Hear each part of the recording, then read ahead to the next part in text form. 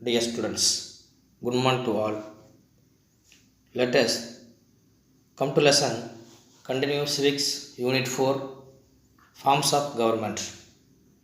To know about the type of the constitutions, to understand the forms of government, to learn the merits and demerits of the different forms of government, to understand the differences between the unitary and federal, presidential and parliamentary forms of government.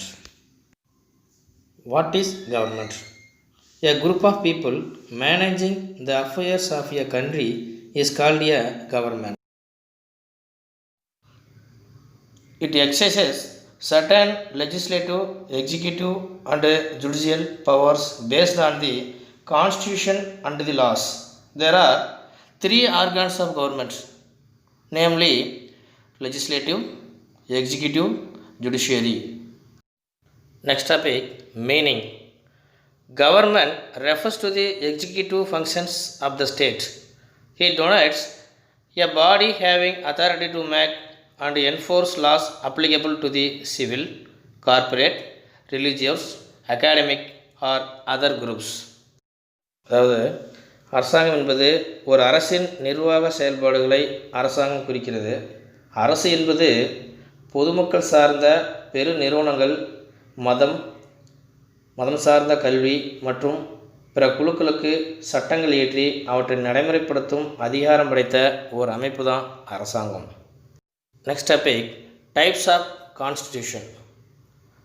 The types of constitution: written constitution, unwritten constitution, federal, unitary, flexible, rigid. அதாவது அரசாங்கத்தின் வகைகள் அப்படின்னு பார்க்கும்போது எழுதப்பட்ட, எழுதப்படாத அரசமைப்பு, கூட்டாட்சி, ஒற்றையாட்சி, நெகிழும் தன்மையுடைய, நெகிழும் தன்மையற்ற அரசாங்கம் என்று பல வகையாக பிரிக்கிறாங்க. Next topic, classification of government. Unitary form of government, federal form of government, parliamentary form of government. Next topic, unitary form of government. A unitary system of government or unitary state is a sovereign state governed as a single entity. The central government is supreme and the administrative division exercise only powers that the central government has delegated to them. Example: England, France, Japan and Sri Lanka are examples of unitary form of government. ஒற்றை ஆட்சி முறை, அதாவது unitary form of government. ஒற்றை ஆட்சி முறை என்பது இறையாண்மை மிக்க ஒரு அரசு ஒரே நிறுவனமாக இருந்து ஆட்சி செய்வது. அதுக்கு example England, France, Japan, Sri Lanka இந்த மாதிரி நாட்டிலெலாம் இந்த ஒற்றை ஆட்சி முறை தான் நடந்துக்கிட்டு இருக்கு. Next topic, merits of unitary form of government. Suitable for small countries, no conflict of authority and responsibility, prompt decision and speedy action, less expensive, amendments are easy, unity, uniformity of law, policy and administration. அதாவது ஒற்றை ஆட்சி முறையினுடைய நிறைகள் அப்படின்னு பார்க்கும்போது சிறு நாடுகளுக்கு சூட்டபுளாக இருக்கும்.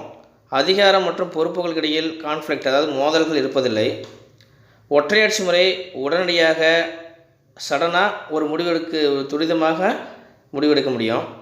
ஒற்றையாட்சி குறைந்த செலவுடையது, அரசியலமைப்பு திருத்தங்களை எளிதில் மேற்கொள்ள இயலும்.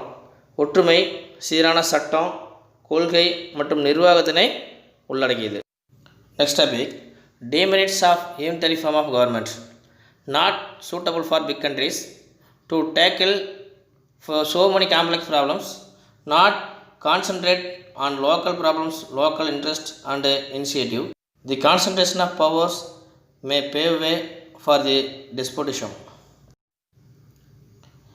அதாவது ஒற்றை ஆட்சி முறையினுடைய குறைகள் அப்படின்னு சொல்லும்போது இது பெரிய நாடுகளுக்கு பொருத்தமற்றது. மத்திய அரசு பலதரப்பட்ட பிரச்சனைகளை சமாளிக்க வேண்டியிருக்கும். அதனால் நிர்வாக தாமதங்கள் ஏற்படும் வாய்ப்புகள் அதிகமாக இருக்குது. மத்திய அரசு உள்ளூர் பிரச்சனைகள் சார்ந்தும் உள்ளூர் மக்கள் நலனிலும் உள்ளூர் முயற்சிகளிலும் அக்கறை காட்டாது. அதிகமான அதிகாரங்கள் குவிக்கப்படுவதால் மத்திய அரசினுடைய சர்வாதிகாரத்திற்கு வழிவகுக்கவும் கூடும். Next topic, unitary features of the Indian constitution.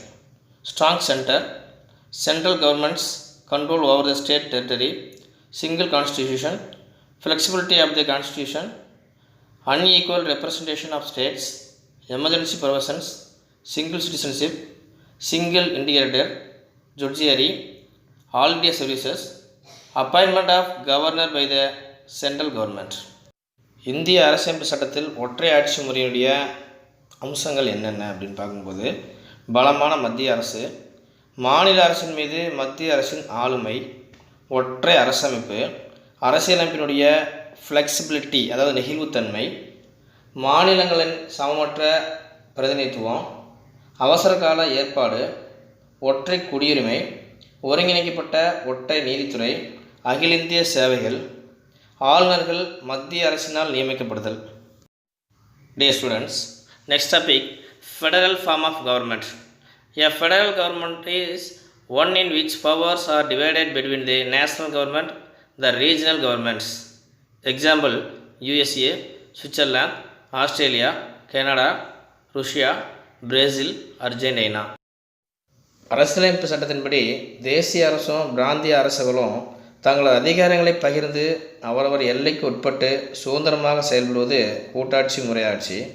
இதுக்கு எக்ஸாம்பிள் என்ன சொல்லலாம் அப்படின்னா, அமெரிக்க ஐக்கிய நாடுகள், Switzerland, Australia, Canada, Russia, Brazil, Argentina. Next topic, merits of federal form of government. Reconciliation of local autonomy with national unity, division of power between center and states leads to administrative efficiency. It gives rise to big states. Distribution of powers check the despotism of central government, more suitable for bigger countries.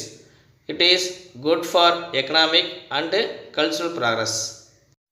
Next topic, கூட்டாட்சியினுடைய நிறைகள் அப்படின்னு பார்க்கும்போது, உள்ளூர் சுயாட்சி மற்றும் தேசிய ஒருமைப்பாட்டுக்கு இடையே சமரசம் ஏற்படுத்துறது. 2வது பாயிண்ட், மத்திய மாநில அரசுகளுக்கு இடையேயான அதிகார பகிர்வு நிர்வாக திறன்களை மேம்பட வழிவகுக்கிறது. இது மிகப்பெரிய நாடுகள் தோன்றுவதற்கும் வழி செய்கிறது. அதிகாரம் பகிர்ந்தளிக்கப்படுவதால் மத்திய அரசினுடைய சர்வதிகார போக்கை தடுக்கிறது. மிகப்பெரிய நாடுகளுக்கு இது பொருத்தமான ஆட்சி. பொருளாதார மற்றும் பண்பாட்டு முன்னேற்றங்களுக்கு நன்மை அளிக்கிறது. Next topic, demerits of federal form of government. Federal government is weaker when compared to the unitary government. Federal government is more expensive. Provincial tendencies are very common. Lack of uniformity in administration. Threat to national unity. Distribution of powers between center and states leads to conflict. Double citizenship. Rigid constitution cannot be mentored easily for changing needs. The state governments sometimes place hindrance in the foreign policy. அது கூட்டாட்சியுடைய குறைகள் அப்படின்னு பார்க்கும்போது, ஒற்றையாட்சி முறையோடு ஒப்பிடும்போது கூட்டாட்சி முறை ரொம்ப பலவீனமானது. கூட்டாட்சி முறை அதிக செலவினம் கொண்டது. பிராந்திய போக்குகள் தான் பொதுவாக காணப்படும். நிர்வாக சமநிலையில் குறைபாடுகளோடு காணப்படும். தேசிய ஒருமைப்பாட்டிற்கு அச்சுறுத்தலை ஏற்படுத்தும். அதிகார பகிர்வில் மத்திய மாநில அரசுகளுக்கிடையே முரண்பாடான கருத்துக்கள் உருவாகும். இரட்டை குடியுரிமை உருவாக வாய்ப்பு இருக்குது. மாறிவரும் தேவைகளுக்கு ஏற்ப மாற்றி அமைக்க இயலாது திடமான அரசியலமைப்பு வெளியுறவு கொள்கைகளில் சில நேரங்களில் மாநில அரசுகளின் தடைகளை ஏற்படுத்துகிறது.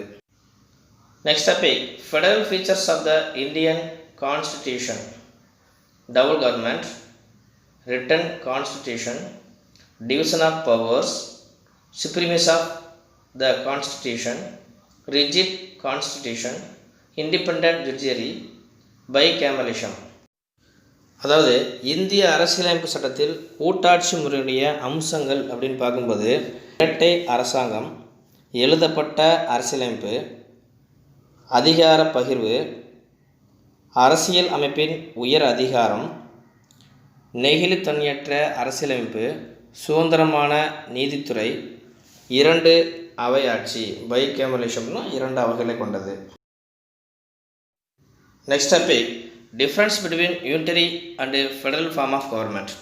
First one, unitary form of government, only one level of government or sub units.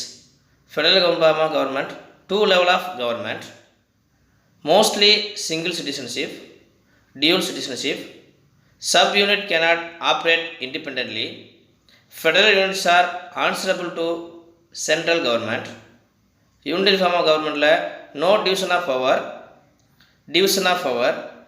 centralization of power, decentralization of power. Dear students, next topic, parliamentary form of government.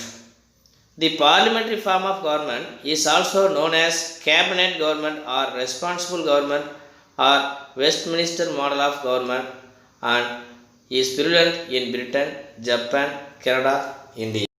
The parliamentary system of government is the one in which the executive is responsible to the legislature for its policies and acts.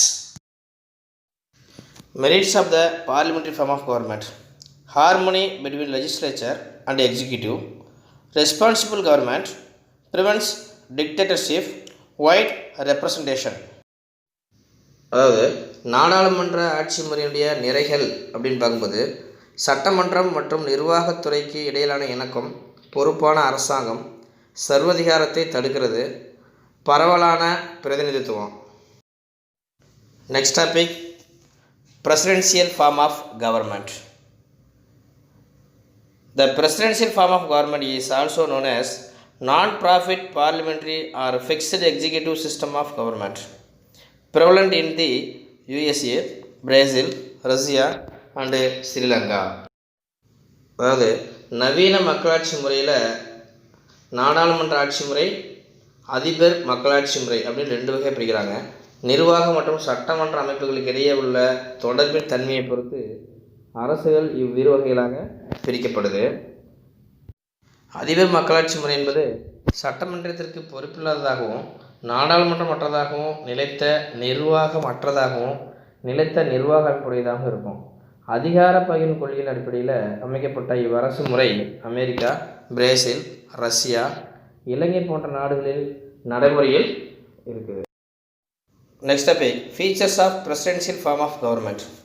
The president is the head of state. He occupies a ceremonial position.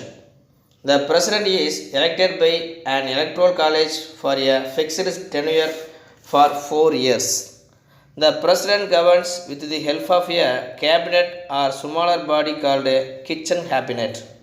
The legislative, executive and the judicial powers of the government are separated and vested in 3 independent organs of the government. அதாவது அதிபர் மக்களாட்சியின் அம்சங்கள் பார்த்தா, அமெரிக்க அதிபர் மாகாணம் மற்றும் அரசின் தலைவராக திகழ்கிறார். அரசின் தலைவர் என்பது ஒரு பெயரளவிற்கான பதவி. அரசாங்கத்தின் தலைவராக நிர்வாக அமைப்புகளுக்கு தலைமை தாங்கி வழிநடத்துவார். அமெரிக்க அதிபர் வாக்காளர் மன்றத்தினால் 4 ஆண்டுகளுக்கு ஒரு முறை தேர்ந்தெடுக்கப்படுகிறார். ஒரு கடுமையான அரசியல் சட்டத்திற்கான குற்றச்சாட்டு இருந்தால் மட்டுமே நாடாளுமன்றத்தால் பதவி இறக்கம் செய்ய முடியும். அதிபர் அமைச்சரவையின் உதவியோடு ஆட்சி புரிகிறார் அல்லது அமைச்சரவையை கிச்சன் கேபினட் என்று அழைக்கிறார்கள். இது தேர்ந்தெடுக்கப்படாத துறை சார்ந்த செயலர்களை கொண்டு சிறு ஆலோசனை அமைப்பு ஆகும். அதிபரால் தேர்ந்தெடுக்கப்பட்டு நியமனம் செய்யப்படும் இவர்கள் அதிபருக்கு மட்டுமே கடமைப்படுவதாகவும் எந்த நேரத்திலையும் பதவியிறக்கம் செய்யப்படுவதற்கு உட்பட்டவர்களாகவும் இருப்பார்கள். Next, demerits of the presidential system of government: can degenerate into dictatorship, strained relationship between executive and legislature, lack of harmony between the legislature and the executive. அதாவது அதிபர் மக்களாட்சி முறையுடைய குறைகள் அப்படின்னு பார்க்கும்போது சர்வதிகாரமாக சிதையும் வாய்ப்பு, நிர்வாகம் மற்றும் சட்டமன்றத்திற்கு இடையிலான இணக்கமற்ற உறவு, சட்டமன்றம் மற்றும் நிர்வாக குழுவுக்கு இடையிலான நல்லுறவின்மை. Dear students, next topic, difference between the parliamentary form of government and the presidential form of government. First one, presidential form of government. President is directly elected by the people. Prime Minister is from the majority party. President is supreme. Central legislature is supreme. Separation of powers, options of separation powers, centralization. Independent branches with overlapping functions. President, head of the state. President, head of the state. President, head of the government. Prime Minister, head of the government. Individual leadership, collective leadership. President is not accountable to Congress. Collective and individual responsibility. அதாவது அதிபர் மக்களாட்சி முறைக்கும் நாடாளுமன்ற மக்களாட்சி முறைக்கும் என்ன வித்தியாசம் அப்படின்னா, குடியரசுத் தலைவர் மக்களால் நேரடியாக தேர்ந்தெடுக்கப்படுகிறார். நாடாளுமன்றத்தில் பெரும்பான்மை பெற்ற கட்சியின் தலைவர் பிரதம மந்திரியாக தேர்ந்தெடுக்கப்படுகிறார். அதிபர் மக்களாட்சி முறையில் அதிபரே அதிகாரம் படைத்தவர், மத்திய சட்டமன்றம் அதிகாரம் படைத்தது. இங்கே அதிகார பிரிவினை மையப்படுத்தப்படாமல் இருப்பது, அதிபர் மக்களாட்சி முறையில் சுதந்திரமாக செயல்படும் பிரிவுகள், நாடாளுமன்ற ஆட்சி முறையில் தனித்தனியான சார்புடைய செயல்பாடுகளை கொண்ட பிரிவு, அதிபராட்சி முறையில் மாகாணத்தின் தலைவர் அதிபர் ஆவார். இங்கே அரசின் தலைவர் குடியரசுத் தலைவர், அரசாங்கத்தின் தலைவரும் அதிபரே, அரசாங்கத்தின் தலைவர் பிரதம அமைச்சர். நாடாளுமன்ற ஆட்சி முறையில் பிரதம அமைச்சர், அதிபர் ஆட்சி முறையில் அதனுடைய தலைவர் யாருன்னா அதிபர் தான். அதிபர் ஆட்சி முறையில் தனிநபர் தலைமை, நாடாளுமன்ற ஆட்சி முறையில் கூட்டு தலைமை. அதிபர் ஆட்சி முறையில் மகாசபையின் செயல்களுக்கு அதிபர் பொறுப்பை ஏற்க மாட்டார். கூட்டு மற்றும் தனித்தனியான பொறுப்புகள் வாய்ந்தது. Dear students, last are the relationship between the center and the state in India. India is a union of states where the power is shared between the center and the state as per the procedures mentioned in the Constitution of India. Legislative relations, Articles 245 to 255. Administrative relations, Article 256 to 263. Financial relations, Articles 268 to 293. இந்திய நாடு இந்திய அரசியலமைப்பில் குறிப்பிடப்பட்டுள்ள வழிமுறைகளுக்கு உட்பட்டு மத்திய மாநில அரசுகளுக்கிடையே அதிகாரங்களை பகிர்ந்து கொள்ளும் மாநிலங்களின் கூட்டமைப்பு ஆகும். மத்திய மாநில அரசுகளுக்கிடையே அதிகாரங்கள் பகிர்ந்து கொள்ளப்பட்டாலும் அனைத்து விவகாரங்களில் முடிவெடுப்பது மத்திய அரசு தான். மத்திய அரசு மாநில அரசுக்கு இடையேயான உறவு என்பது சட்டமன்ற உறவு. அதனுடைய ஆர்டிகல் பார்த்திங்கன்னா 245 முதல் 255 வரை. அட்மினிஸ்ட்ரேட்டிவ் உறவுகள், அதாவது நிர்வாக உறவுகள் அப்படின்னு பார்க்கும்போது பிரிவு 256 263 வரை. ஃபினான்சியல் ரிலேஷன்ஸ், அதாவது நிதி உறவுகள் என்பது பிரிவு 268 293 வரை. மத்திய மாநில அரசுகள் சட்டங்கள் இயற்றும் அதிகாரம் படைத்தவை, ஆனால் அதிகாரங்கள் வேறுபட்டு காணப்படும். Thank you students.